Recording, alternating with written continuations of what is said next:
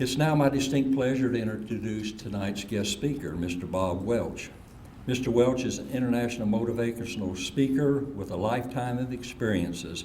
He served a tour of duty in the United States Navy, where he sailed the North Atlantic, and then completed a 2-year assignment in the Pentagon while holding a top secret security clearance. Mr. Welch spent 29 years as a trooper with the Ohio State Highway Patrol, retiring at the rank of captain. During his career, he organized and commanded the 1st Special Response Team for the Ohio State Highway Patrol. He was responsible for bringing both members of the Navy SEAL Team 5 and the U.S. 10th Special Forces Sniper Team to Ohio to train their newly organized team. Mr. Welch is a graduate of the FBI National Academy and the sole recipient of the National Award for Excellence for Individual Achievement in Law Enforcement Training. Mr. Welch has authored 2 books, he gives inspirational talks, and has trained law enforcement and private security personnel throughout the nation. Mr. Welch has enjoyed a lifetime of hiking, bow hunting, and camping, where many fortunate campers have been blessed to be treated to his stories through the flames and smoking of a crackling campfire. I truly believe that each of us here tonight would be just a little bit richer if we were blessed to spend such an evening with Mr. Welch. Mr. Welch presently lives in the hills of southeastern Ohio. His messages focus on the importance of character, ethics, and values in our everyday life. Ladies and gentlemen, please give a warm welcome to Mr. Bob Welch.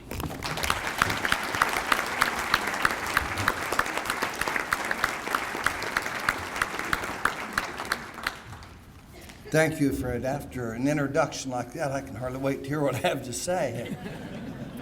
For any of you that don't have your chairs turned, I'll be up here for 25 minutes, so make yourself comfortable and turn your chairs. And can everybody in the back hear me all right? You know, one time I talked about 10 minutes and some guy in the back says, "I can't hear a word you're saying here." And before I had a chance to respond, some guy up front said, "Well, I can. I'll be glad to trade places with you." So before you get swapping seats, I wanted to make sure you could all hear. Colonel Johnson, Major Smith, Colonel Mills, the Master's President, people on the dais, and I think maybe most importantly might be your chaplain, Pastor Fry. I didn't realize how much power and authority he had till I met him when I got here this evening. You guys have had some horrible weather. When I get in, I said, "Boy, it's a beautiful evening." And he said, "Thank you."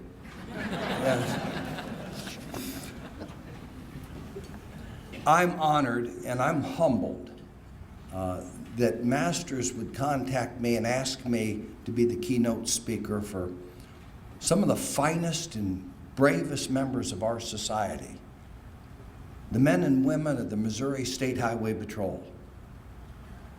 None of you joined the Highway Patrol for self-recognition or accolades or awards. You joined because you believed what the troopers did. And you believed it to the point that you did that job and you did it well, and that's why you're here tonight. You make a difference.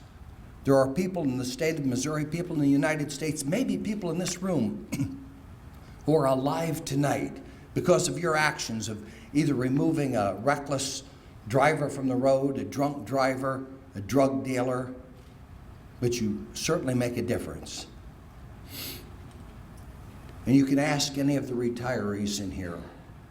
You will never retire from the Highway Patrol. Oh, you may hang up your gun belt and your Stetson and draw a retirement check. But the Highway Patrol is going to surge through your veins the rest of your life.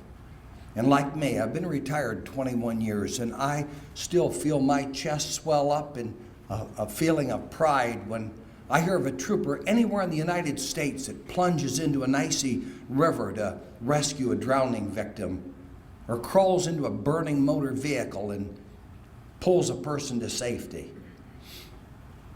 And the public has come to expect that. And do you know, go back to your patrol post and look through your job description. Nowhere does it say you are obligated to risk your life for anybody, but you do it because that's who you are. That's what you're made of. And like me, you'll get a sick knot in the pit of your stomach when you hear that a trooper anywhere in the United States has given the ultimate while serving and protecting and lost their life. Last year, August 28th, Trooper James Baba went end of watch. He gave his all, dedicating his life to the people of the state of Missouri. I'd like to recite a poem and dedicate it to Trooper Baba for his family, his parents, Jim and Alice, who are here tonight. I want you to view a caisson unit. Now, a caisson is the wagon they used in World War I to transport munitions and supplies to the front lines. Later, it was used to transport our fallen warriors to their final rest. It's used different places today, including Arlington National Cemetery. It's pulled by 4 horses.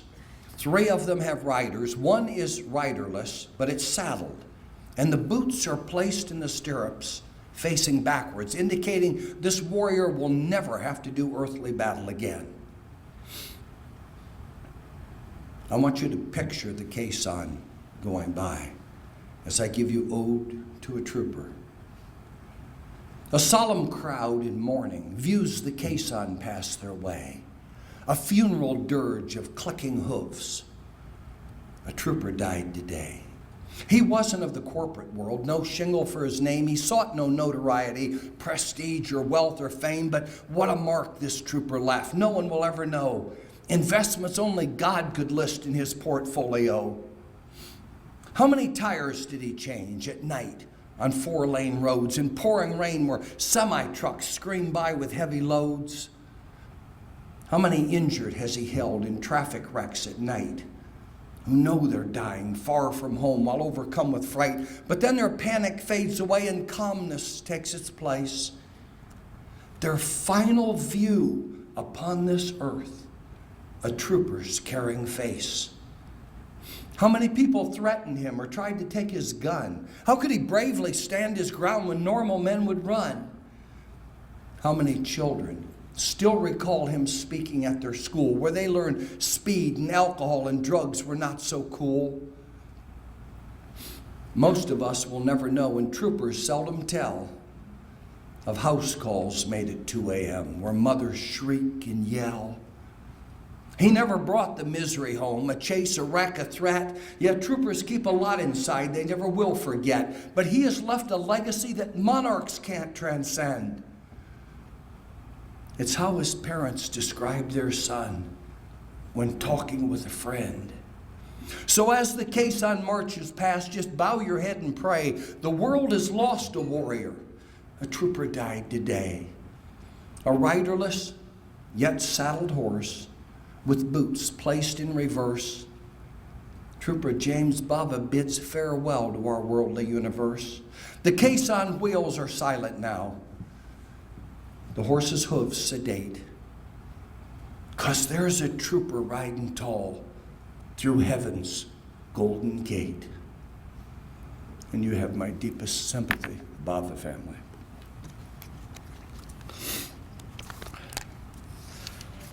I'm going to talk about a few values that have been critical in my life, values that I have seen in supervisors or leaders I admired and respected. And I want you to know I'm not preaching or giving advice. Socrates did that. Remember, they poisoned him. I'm not an expert. I was born ignorant. I've been losing ground ever since. But I know these values have been critical to me in my life. The first one is I have to have God and prayer in my life. I don't know what religious conviction any of you might have. Myself, I'm a Christian, but it doesn't matter. What you believe, you can't throw out.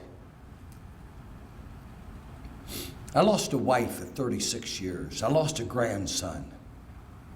I would have had a rough time getting through that without prayer. You don't spend 29 years as a state trooper without running into some incidents that require prayer. Not only for me or for the troopers I might have worked with, but for the motoring public. See, I came on the patrol in 1965. And in all the rural counties that I worked in Ohio, these words did not exist. 911, E-Squad, paramedic, CPR. Is there anybody in here old enough to remember when there was a bad accident, they called the funeral director and they sent the hearse out? Did that happen here, remember?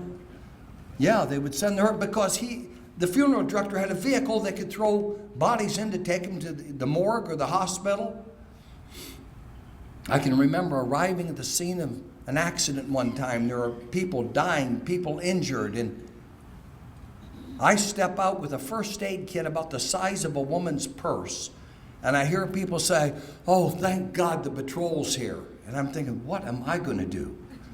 There's nobody that can, IVs or intubating people or whatnot.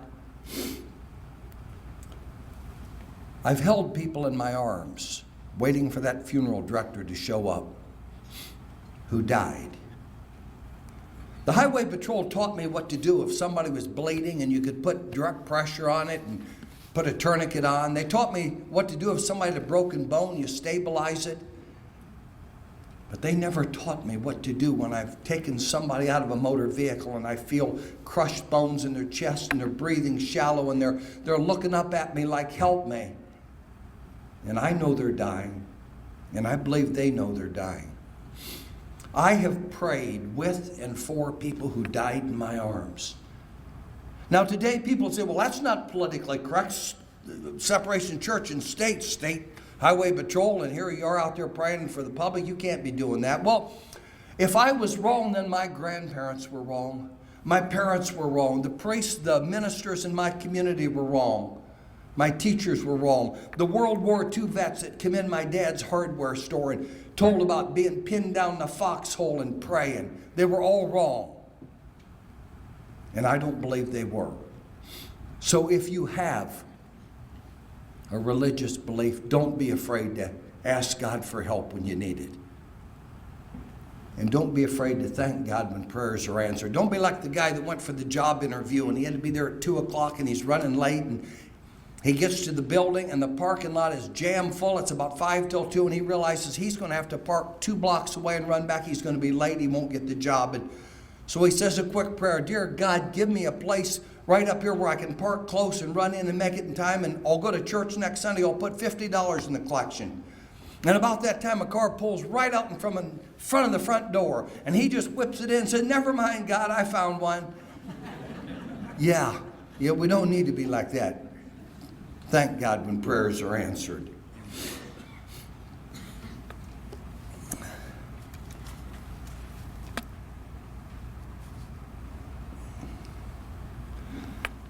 The second value, treat other people with dignity and respect. You know, for the troopers in here, you'll make thousands of contacts this year.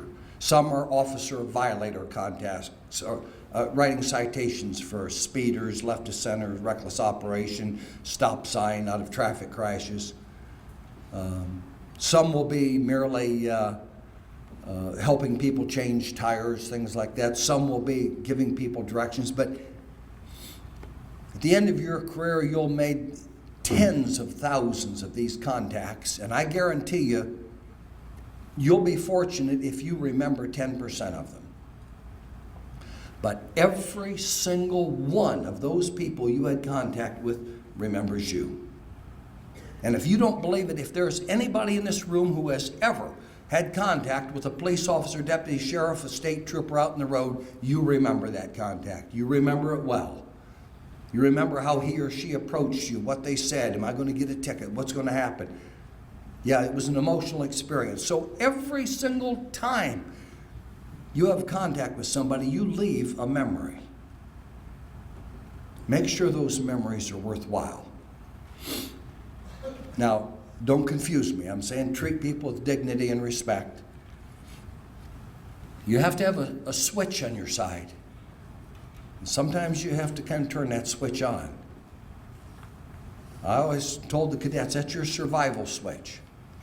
And you treat people nice, but the minute somebody turns the table, they take a swing at you, they grab at your gun, they pull a gun out, well then you throw that switch and it's hair, teeth, and eyeballs all over the highway because you're going to go home tonight. Yeah. But absent that, treat people with dignity and respect. Let me tell you a story that it's probably the story that got me here tonight. That I was giving a talk to an insurance company and they videoed it and asked if they could put one of my stories on YouTube, and I says, well, go ahead, I don't know how to do it. And so I've had several people have me come and talk. Now people ask me, they say, well, Bob, are all your stories true? And I say, well, all my stories are true stories, and some of them actually happened. I want you to picture it's cold outside, it's snowing. Nearly midnight, it's Christmas Eve. I'd like to tell you my Christmas Eve. The hour is late, should go to bed. Near midnight, I believe. But memories keep me wide awake this snowy Christmas Eve. Yes, memories of my kids moved on. Each has their separate life. And how the holidays have changed since angels took my wife. The toys, the food, the Christmas cheer, my wife would bear the load because I would work most holidays, state trooper on the road. Just sitting in my easy chair, so many years retired, I reminisce on times gone by and all that has transpired. Of all the many happenings that seemed to come to light, a multitude of them occurred right on this very night. A drunken woman in a wreck who died on Christmas Eve leaves memories of a tragic case most people can't believe. I had to drive to where she lived to tell her next of kin. Found the rundown mobile home she had been living in. The person answering the door, I still recall today, a little girl about 4 years old. She said, I'm Sue McKay. I asked her if her dad was home and felt the longest pause. She said, my daddy ran away. You must be Santa Claus. My mommy said you'd come tonight if I just stayed in bed and bring a pretty doll for me. That's what my mommy said. I broke the law that Christmas Eve, did not call child's care. They'd merely put her in a room, and that I couldn't bear. I picked her up and took her home. My wife tucked her in bed and wrapped a pretty doll for her, just like her mommy said. Adopted by a loving home, and soon they moved away. I won't forget that Christmas Eve and little Sue McKay.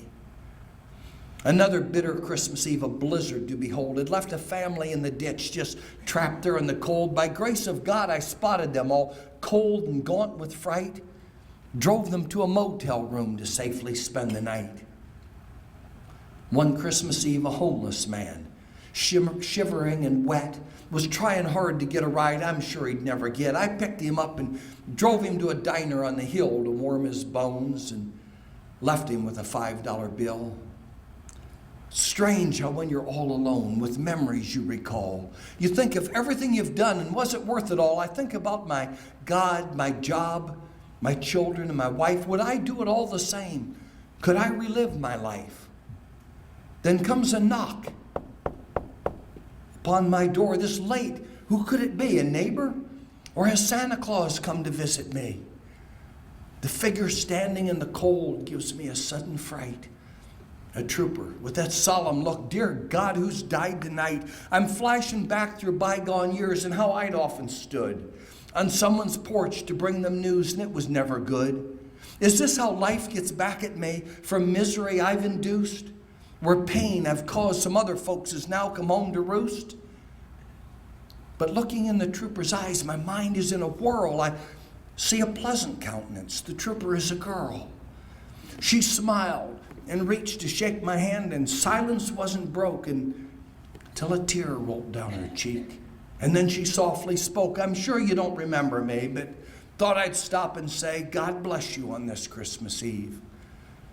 I'm Trooper Sue McKay. You always leave a memory. So treat people with dignity and respect.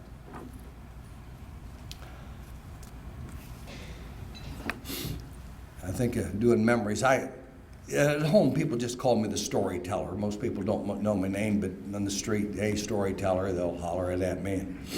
I talk at nursing homes quite a bit, and I was talking at one, and I noticed an old lady was absent. She was in a wheelchair. She'd always be right up next to where I was standing talking, and she wasn't there. And so afterwards, I asked one of the aides, I said, that lady that always seemed to enjoy listening to my stories isn't here. And I said, did she pass on? Oh, no. She twisted her hip, and the doctor said she probably ought to stay in bed for a day or two. So she's fine. If you want to go back in her room and tell her a story, she'd probably appreciate it. So I went back, and I went in the room, and when I walked in, it was obvious she didn't recognize me. She's looking at me, and I said, ma'am, do you know who I am?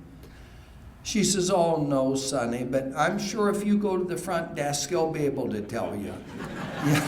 Yeah, so you might always leave memories, but people don't always remember who you are. The next value, I talked about having God and prayer in your life, treating people with dignity and respect. The third, do your best and keep your promises. There's a good chance none of us will ever be the best at anything. But that doesn't mean we can't do our best. I hate that cliche, good enough for government work, or it's good enough for who it's for. No, what's good enough is right. No matter what you're doing, always bring your A game.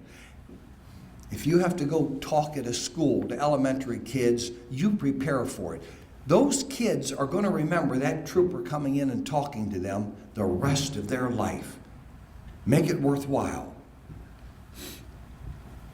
And a promise made is a debt unpaid. So make sure when you make a promise, you keep it. And Masters has made a promise to take care of patrol families that have been lost in the line of duty. And the patrol has made a promise to keep them involved in activities. Make sure you keep that promise. I thought about that when I left Springfield, Illinois, and I was driving east on Interstate 72, heading back to Ohio. And I passed a sign, and for just a second, it kind of jolted me when I went past the sign, and I got thinking about it. And by the time I had reached my home, I had put together I call it a story. And the reason I call them stories is people think they don't like poetry, so I don't call them poems. And I call it Sign Along the Road. It stood along the interstate, a solitary sign. It wasn't for an exit lane or place to fuel or dine. It was not for information such as speed or legal load, but volumes could be written from that sign along the road. It merely bore a couple words, a title and a name. Was not a founding father or someone of wealth or fame, but I had cause to meditate on what they'd written down. This highway is dedicated to State Trooper Richard Brown. I never knew or met the man. Did he have kids or wife? Was it a drunk, high-speed chase or gun that took his life? Now, was the morning, afternoon, or midnight shift his last? Was he out here all by himself when things got ugly fast? I'll never second-guess the men or women we might lose, because I have walked for 30 years inside a trooper's shoes. You stop a car at 2 a.m., looks like they're making plans. The license tags are out of state. You can't see all their hands. You flash like darts around the car. There's dryness in your mouth. You rest your hand upon your gun in case things start going south. You might relive this scene tonight a dozen times, and yet you know full well a firearm is not your greatest threat. The traffic speeding down the road just inches from your spine is much more apt to get your name upon that highway sign. You'll risk your life to reach a crash with people trapped inside. A hairpin curve, an icy patch might be your final ride. And every day you went to work, your family never knew if this would be that dreaded shift you wouldn't make it through. So God, watch over the families of our troops who met their fate, whose names are printed on the signs along the interstate. The fourth value, never quit, never give up. Whether it's a hit-skip accident you're investigating, a murder case, a drug cartel you're trying to break into, an escapee, whatever it might be. I love to watch these forensic files and see where 20 years later some investigator still is dogging somebody on a case and they crack it. Cantor's law says that any extremely difficult task always looks like a failure in the middle.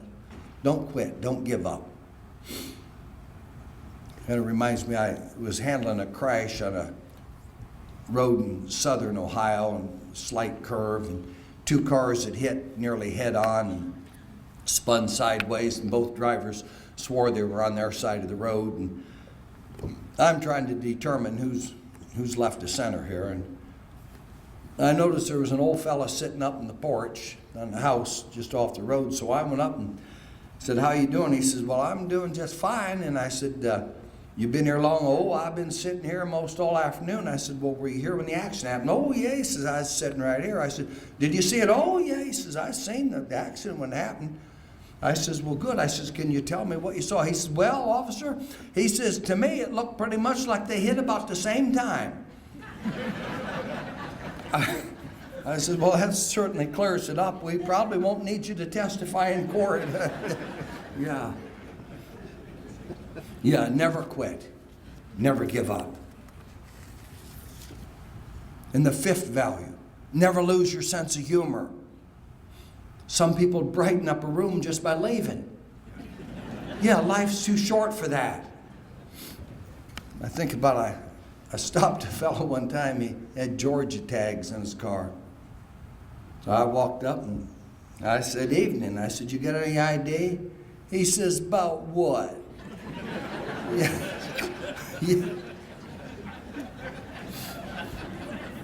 You know, a trooper will get subpoenaed into court sometimes when they investigate a traffic crash, and one of the parties sues the other for damage or injuries. And the trooper went to court, and the plaintiff's on the witness stand. The defense attorney was grilling him. He said, "Mr. Brown," he says, "you're claiming you were injured." He said, "Yes, sir, I was." He said, "You're claiming you were seriously injured." He said, "Yes, sir, I was." He says, "Well, can you identify this?" He said, "Well, it's the accident report that trooper made."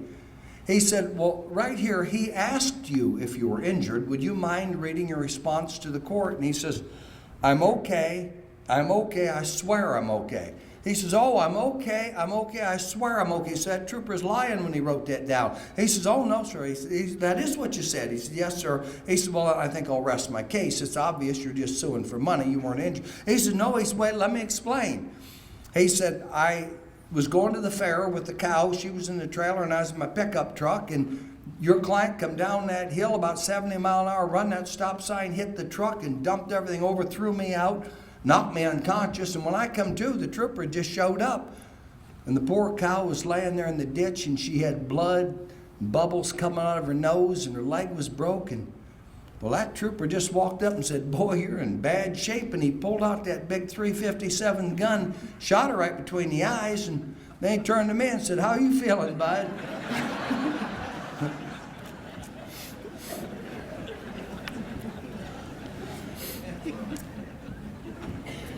Elaine only gave me 25 minutes, and she's got a hook, so I'm going to have to get out of here. But I'd like to wrap this up with a story, Drinking from My Saucer. I did not write this. I heard it 30 years ago by a gentleman who has passed on.